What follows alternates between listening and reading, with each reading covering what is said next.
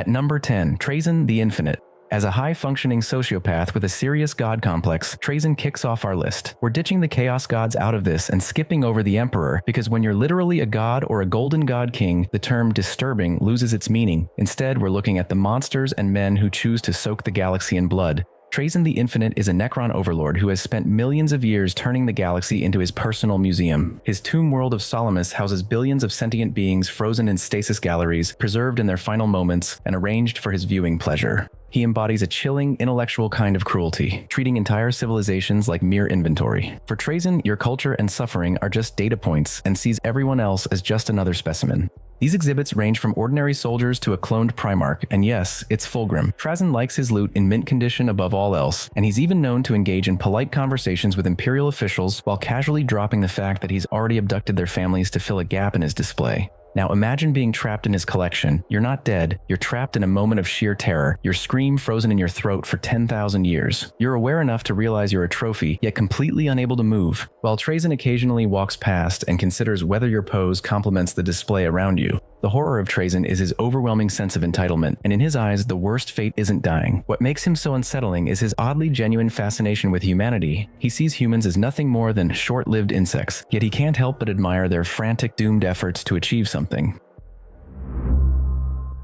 Number 9. Deathleaper.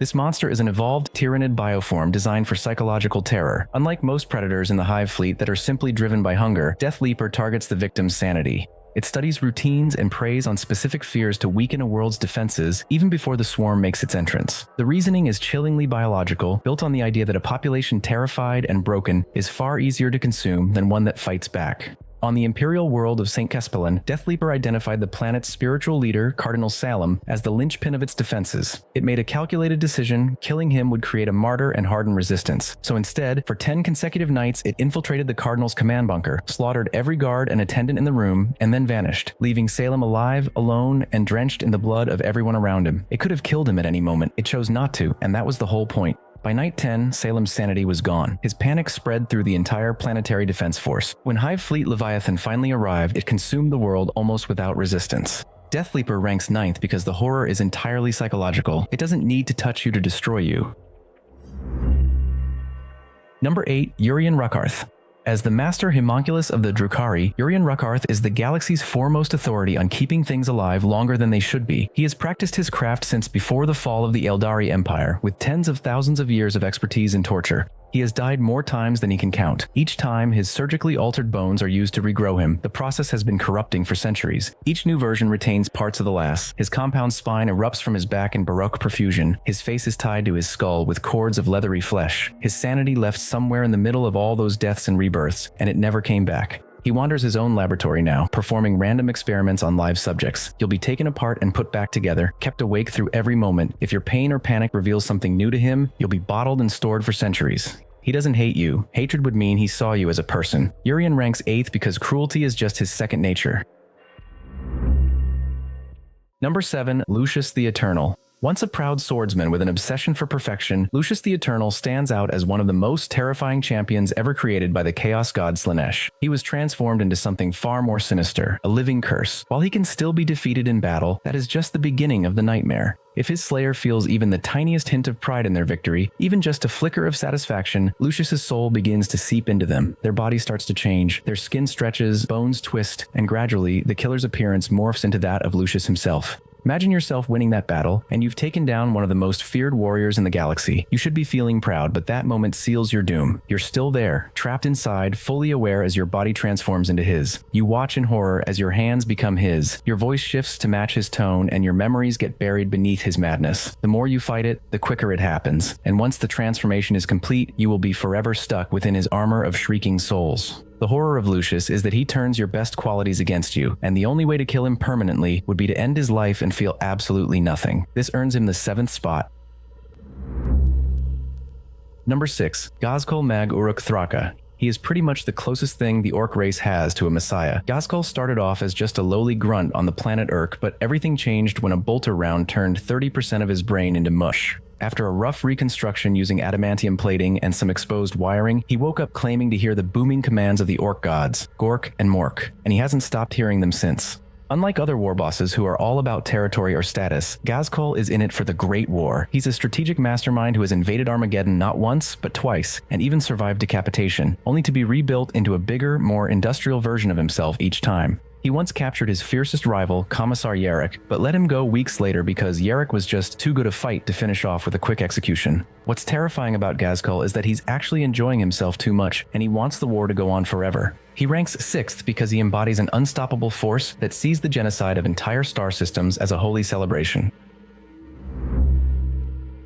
Number 5. Typhus the Traveller.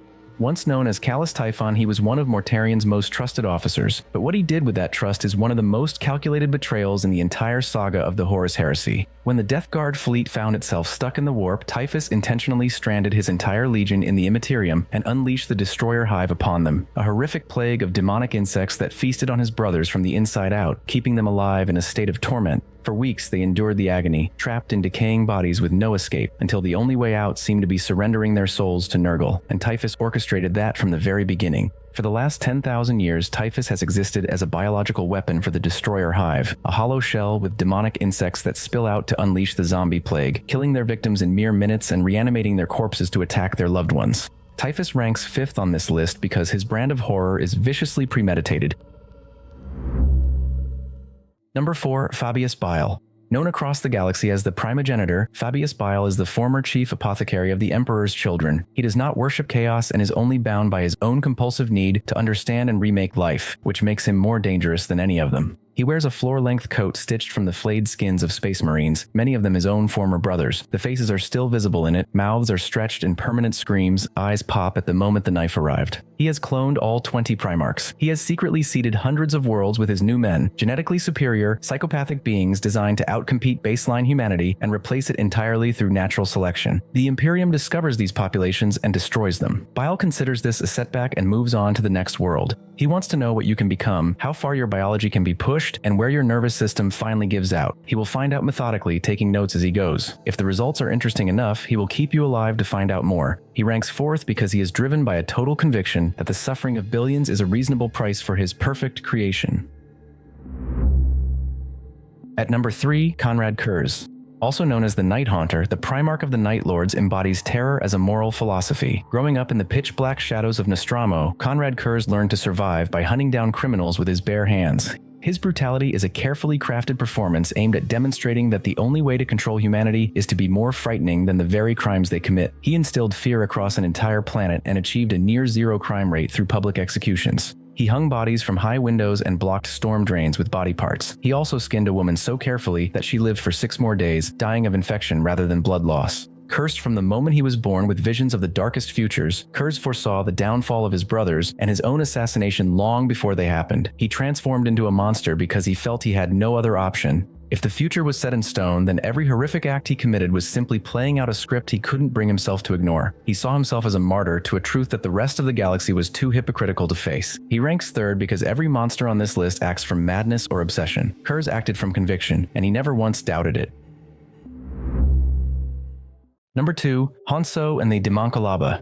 He is the warsmith of the Iron Warriors, a half-breed who's looked down upon by his own legion, fueled by a grudge so intense that it has altered the course of entire wars. While Honsou lacks the raw warp power of a Primarch, he earned his place through the creation of the Daemonculaba, a biological assembly line designed to mass-produce new Chaos Space Marines using stolen Imperial gene seed. After raiding the Imperial Fist's gene seed repository on Hydra Cordatus, Honsou found himself in need of a way to produce new Iron Warriors. That's when he came up with the Daemonculaba.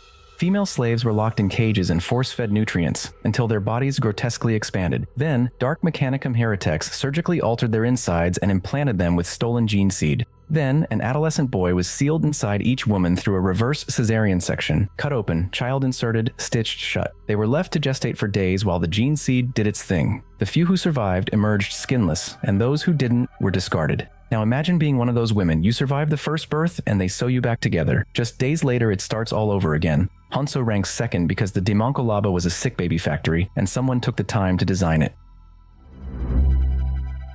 At number 1, Lorgar Aurelian. The most dangerous religious fanatic in the history of the 40k universe is the Primarch of the Wordbearers. His dark influence has been felt for 10,000 years, setting off a chain reaction that has led to the near extinction of humanity, with a staggering death toll in the trillions. With Lorgar's obsessive need for divinity, he spent the Great Crusade worshipping the Emperor as a god, building cathedrals and converting populations with a zeal that eventually earned him a public planetary humiliation. After the Emperor forced Lorgar and his entire legion to kneel in the ashes of Monarchia, he spent the following decades appearing to comply while secretly seeding chaos cults across every world. He engineered the corruption of Horus through his proxies and wrote the Book of Lorgar, the foundational scripture for every chaos cult in existence. He orchestrated the Ruin Storm, a warp catastrophe that physically severed the Imperium and drowned entire sectors in demonic incursions. Every Black Crusade, every soul lost to the warp, and every demon summoned in the 41st millennium can be traced back to his deliberate choice to find gods that would accept his worship. While other monsters on this list destroy bodies, Lorgar authored the blueprint for the destruction of the human soul. He is a reminder that the most destructive force in the universe is faith.